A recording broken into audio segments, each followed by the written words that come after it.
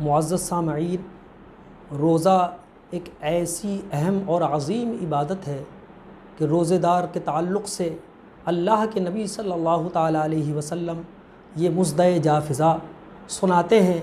اللہ کے نبی صلی اللہ تعالیٰ علیہ وسلم کا ارشاد گرامی ہے کہ جنت کے 8 دروازے ہیں اور ان میں سے ایک دروازہ ایسا ہے جس کا نام ریان ہے۔ اس دروازے سے صرف روزے دار داخل ہوں گے۔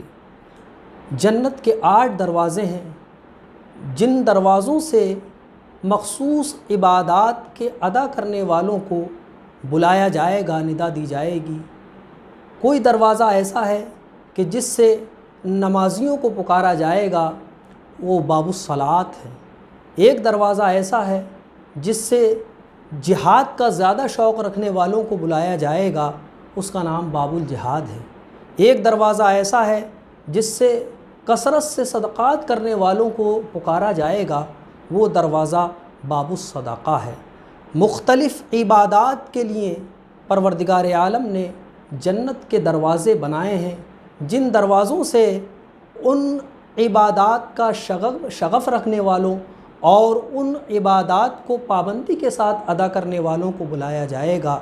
ایک دروازہ ایسا ہے جس سے پابندی کے ساتھ، مداومت کے ساتھ روزہ رکھنے والوں کو بلایا جائے گا، جس کا نام باب الریان ہے۔ لفظ ریان پر ہم غور کرتے ہیں تو ایمان تازہ ہو جاتا ہے۔ ریان یہ ریون سے مشتق ہے اور ریون کا معنی عربی لینگویج کے اندر آتا ہے سرسبز و شادابی، سیرابی، تشنگی دور کرنا۔ تو ریان جو دروازہ ہے، اس دروازے کے کنارے، اس کے لب کے اوپر طرح طرح کے درخت لگے ہوئے ہوں گے، قسم قسم کی نہریں وہاں پر جاری ہوں گی، جس دروازے کے ذریعے سے روزے دار داخل ہوں گے۔ اس کی وجہ ہمارے علماء اعظام نے یہ بیان کی ہے کہ دنیا کے اندر ایک روزے دار پیاس کی شدت کو برداشت کرتا ہے، بھوک کی سختی کو برداشت کرتا ہے، اپنے جسم کے اوپر تکلیف کو برداشت کر کے پروردگار عالم کی اطاعت کرتا ہے۔